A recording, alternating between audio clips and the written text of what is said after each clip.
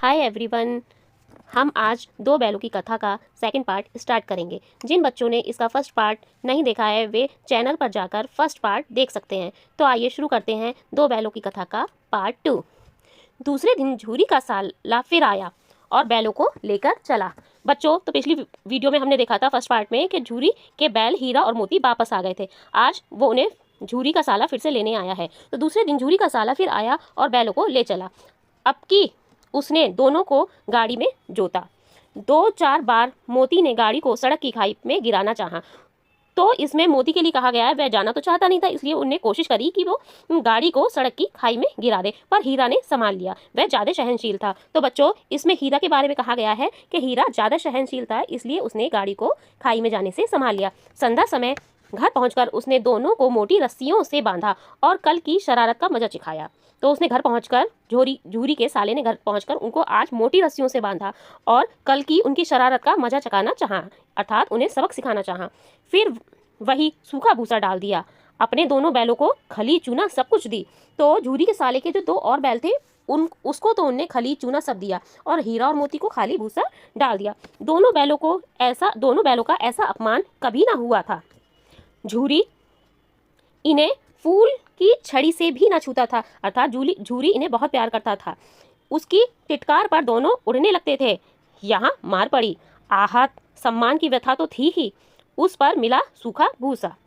नांद की तरफ आंख तक न उठाई, तो हीरा और मोती ने नांद की तरफ आंख भी नहीं उठाई। दूसरे दिन गया ने बैलों को हल में जोता, पर इन दोनों ने जैसे पाँव न उठाने की कसम खा ली थी। तो अगले दिन सुबह को जो झूरी का साला था गया, उनने इन दोनों बैलों को हल में जोत दिया, पर ये आगे ही नहीं बढ़ रहे थे। पाँव न उठाना अर्थात आगे ना बढ़ना, तो ये दोनों आगे नहीं बढ़ रहे थे। वह मारते मारते थक गया, पर दोनों ने पाँव न उठाया। तो झूली के साले ने उन्हें गया ने उन्हें बहुत मारा, पर उनने पैर आगे नहीं बढ़ाया। एक बार जब उस निर्दयी ने हीरा की नाक पर खूब दंड जमाया, तो जब उसने गया ने हीरा की नाक पर खूब दंड जमाया अर्थात उसे खूब मारा, तो मोती का गुस्सा काबू के बाहर हो गया। तो मोती को बहुत गुस्सा आ गया जब गया ने हीरा को मारा, तो हल लेकर भागा।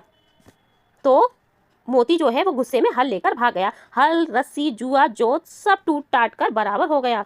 जब वह मोती हल लेकर भागा तो उसकी रस्सी, जुआ, जोत सब कुछ टूट कर बराबर हो गई। गले में बड़ी बड़ी रस्सियां ना होती तो दोनों पकड़ में ना आते। जो हीरा और मोती भागे, अगर उनकी गले में रस्सियां ना होती तो वे दोनों पकड़ने में नहीं आते। हीरा ने मूक भाषा में कहा, भागना व्यर्थ है, अर्थात हीरा ने मोती से अपनी भाषा में कहा कि भागना व्यर्थ है, आखिर तो हमें पकड़े ही जाना है। मोती ने उत्तर दिया, तुम्हारी तो इसने जान ही ले ली थी, अब की बड़ी मार पड़ेगी। तो मोती कहता है, ये तो तुम्हारी जान ही ले लेता, अब तो हमें बहुत मार पड़ेगी। तो इस पर हीरा कहता है, पढ़ने दो, बैल का जन्म लिया है तो मार से कहाँ तक बचेंगे। गया 2 आदमियों के साथ दौड़ा आ रहा था, दोनों के हाथों में लाठियां हैं। मोती बोला, कहो तो दिखा दूं कुछ मजा मैं भी। तो मोती कहता है हीरा से कि मैं भी क्या इनको कुछ मजा दिखा दूं, लाठी लेकर आ रहे हैं। हीरा ने समझाया, नहीं भाई खड़े हो जाओ। तब हीरा कहता है, नहीं रहना व्यर्थ है, भागना, चुपचाप खड़े हो जाते हैं। मुझे मारेगा तो मैं भी 1-2 को गिरा दूंगा, अगर ये मुझे मारेगा तो फिर मैं भी 1-2 को गिरा दूंगा। नहीं, हमारी जाति का यह धर्म नहीं है। इस पर वह समझाता है कि नहीं, हमारी जाति का यह धर्म नहीं है कि हम भी उनको उसी तरह व्यवहार करें। मोती दिल में ऐंठ कर रह गया, मोती अपने मन में ही रह गया, अर्थात मन मारकर रह गया। गया आ पहुंचा और दोनों को पकड़कर ले चला। कुशल हुई कि उसने इस वक्त मारपीट ना की, नहीं तो मोती भी पलट पड़ता। तो जब गया उन्हें लेकर आया तब उसने हीरा और मोती को नहीं मारा, बस पकड़कर ले गया। उसके तेवर देखकर गया और उसका सहायक समझ गया कि इस वक्त टाल जाना ही मसलहत है। मसलहत का अर्थ होता है हितकर, अर्थात जो उस समय सही था। तो जब उनने गया ने देखा कि यह पलटकर हम पर वार कर सकता है तो उन्होंने इसको टालना ही समझा और चुपचाप चल दिए। आज दोनों के सामने फिर वही सूखा भूसा लाया गया। दोनों चुपचाप खड़े रहे। घर के लोग भोजन करने लगे। उस वक्त छोटी सी लड़की 2 रोटियां लिए निकली। तो जब घर के लोग भोजन कर रहे थे तो उस समय एक छोटी सी लड़की आई जिसके हाथ में 2 रोटियां थीं और दोनों के मुंह में देकर चली गई।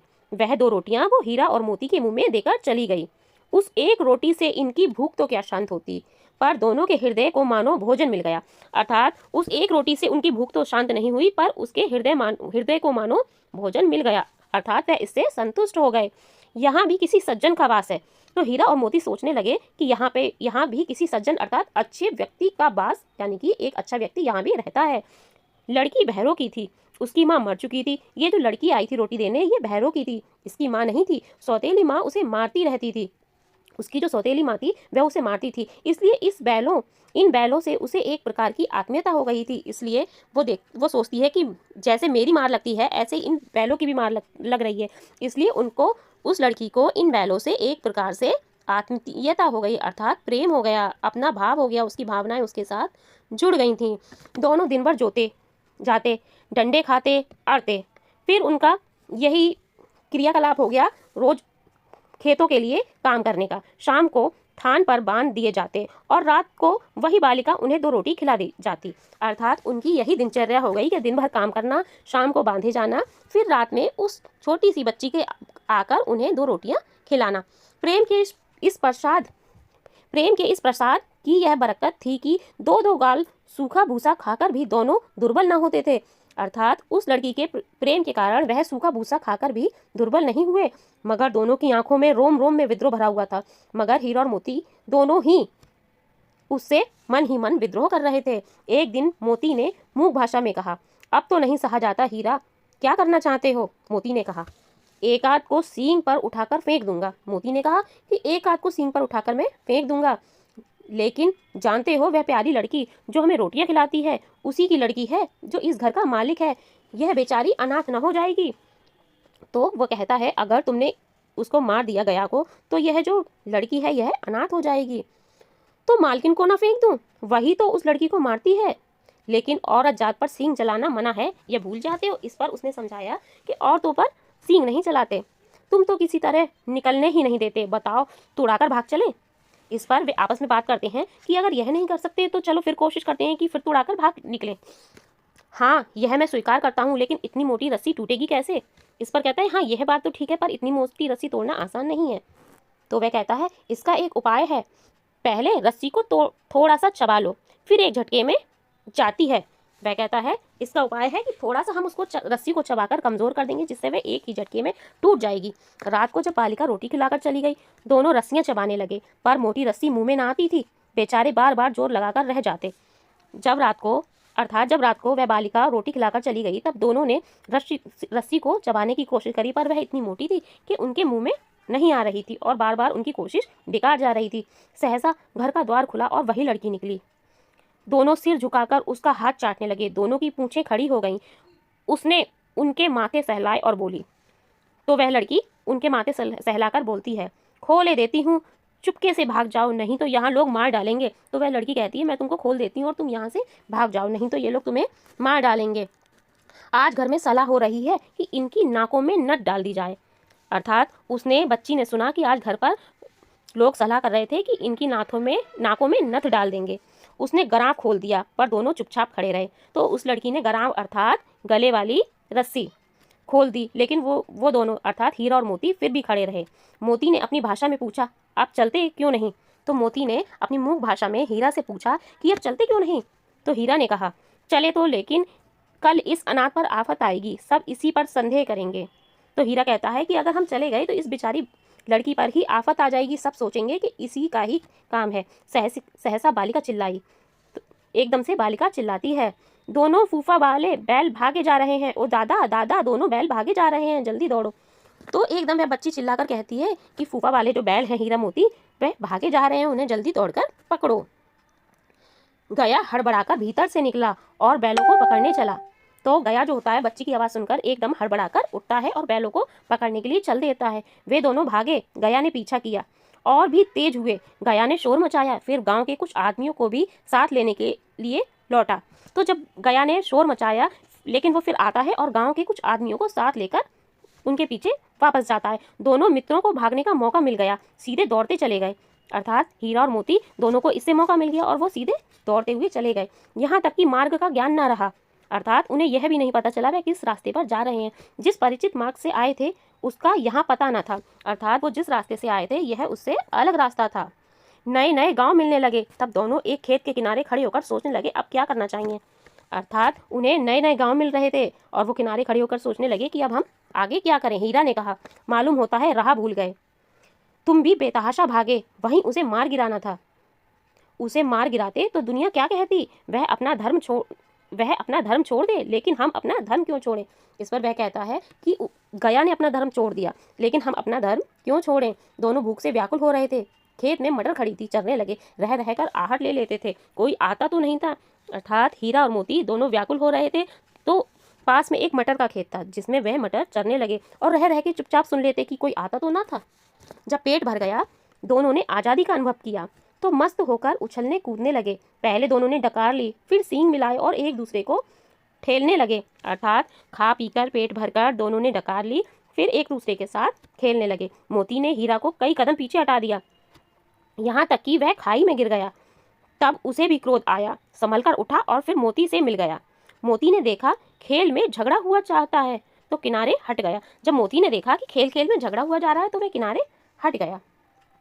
अरे यह क्या, कोई सांड ढोंकता चला आ रहा है। तब वह कहता है, अरे ये कैसी आवाज़ है, लगता है कोई सांड आ रहा है। हाँ, सांड ही है। वह सामने आ पहुंचा। दोनों मित्र बगले झांक रहे थे। सांड पूरा हाथी था, अर्थात वो सांड चलता हुआ हीरा और मोती के पास आ गया तो दोनों एक दूसरे को देखने लगे और वह सांड बिल्कुल हाथी की तरह लग रहा था। अर्थात वह इतना हष्ट पुष्ट था कि एक हाथी के बराबर दिखाई पड़ता था। उससे भिड़ना जान से हाथ धोना है, लेकिन ना भिड़ने पर भी जान बसती नहीं नजर आती। इन्हीं की तरफ आ भी रहा है। कितनी भयंकर सूरत है। अर्थात हीरा और मोती आपस में बात करते हैं। मोती ने मुंह भाषा में कहा, बुरे फंसे, जान बचेगी, कोई उपाय सोचो। तो मोती कहता है हीरा से कि हम बुरे फंस गए, अब ऐसा कोई उपाय सोचो जिससे जान बचे। हीरा ने चिंतित स्वर में कहा, अपने घमंड में भूला हुआ है, आरजू विनती ना सुनेगा, भाग क्यों ना चले। तो हीरा चिंतित स्वर में अपनी भाषा में कहता है कि यह तो अपने घमंड में है, आरजू विनती ना सुनेगा, हमारी कोई प्रार्थना ना सुनेगा, भाग क्यों ना चले। अर्थात ये हमारी विनती नहीं सुनेगा तो हम भाग चलते हैं। भागना कायरता है तो फिर यही मरो। बंदा तो 9-2-11 होता है। 9-2-11 बच्चों, यहाँ पे एक मुहावरा है। 9-2-11 होना अर्थात गायब होना। और जो दौड़ाए तो फिर कोई उपाय सोचो जल्द। उपाय यही है कि उस पर दोनों जने एक साथ चोट करें। अर्थात हीरा मोती कहते हैं कि एक ही उपाय है हमारे पास कि दोनों एक साथ मिलकर उस सांड पर प्रहार करें। मैं आगे से रगेदता हूँ, मैं आगे से रगेदता। रगेदना का मतलब होता है खदेड़ना, और तुम पीछे से रगे दो। अर्थात मैं आगे से उस पर प्रहार करता हूँ और तुम पीछे से उसको भगाओ तो वह भाग खड़ा होगा। मेरी ओर झपटे, तुम बगल से उसके पेट में सींग घुसेड़ देना। वह कहता है अगर वह मेरी तरफ झपटे तो तुम उस बगल से उसके पेट में सींग घुसेड़ देना। जान जोखिम है पर दूसरा उपाय नहीं है। इसमें जान का जोखिम जरूर है पर दूसरा कोई उपाय हमारे पास नहीं है। दोनों मित्र जान हथेलियों पर लेकर लपके। अर्थात दोनों मित्र हीरा और मोती अपना प्रयास करने लगे। सांड को भी संगठित शत्रुओं से लड़ने का तजर्बा न था। अर्थात सांड को भी एक साथ संगठित होकर किसी से लड़ने का तजर्बा ना था। वह तो एक शत्रु से मल्ल युद्ध करने का आदी था। बच्चों, मल्ल युद्ध का अर्थ होता है कुश्ती, तो वह तो कुश्ती करने का आदी था। अर्थात उसे शत्रुओं से कुश्ती करने की आदत थी। जो ही हीरा पर झपटा, मोती ने पीछे से दौड़ाया। जैसे ही वे सांड हीरा पर झपटा तो मोती ने पीछे से दौड़ाया। सांड दूसरी तरफ मुड़ा तो हीरा ने खदेड़ा, और सांड जब मोती की तरफ मुड़ता है तो हीरा उसे खदेड़ देता है। सांड चाहता था कि एक एक करके दोनों को गिरा ले, पर ये दोनों भी उस्ताद थे, उसे वह अवसर ना देते थे। एक बार सांड झल्लाकर हीरा का अंत कर देने के लिए चला कि मोती ने बगल से आकर पेट में सींग घोंप दिए। अर्थात सांड झल्लाकर जब हीरा का अंत करने के लिए अर्थात उसे मारने के लिए चला तो मोती ने बगल में से आकर पेट में सींग भोंक दिए उसके। अर्थात पेट में उसके सींग गाड़ दिए। सांड क्रोध में आकर पीछे फिरा तो हीरा ने दूसरे पहलू में सींग चुबा दिया। अर्थात सांड जब गुस्से में आकर फिर से मुड़ा तो हीरा ने उस दूसरे पहलू दूसरी तरफ से आके फिर से सींग भुका दिए।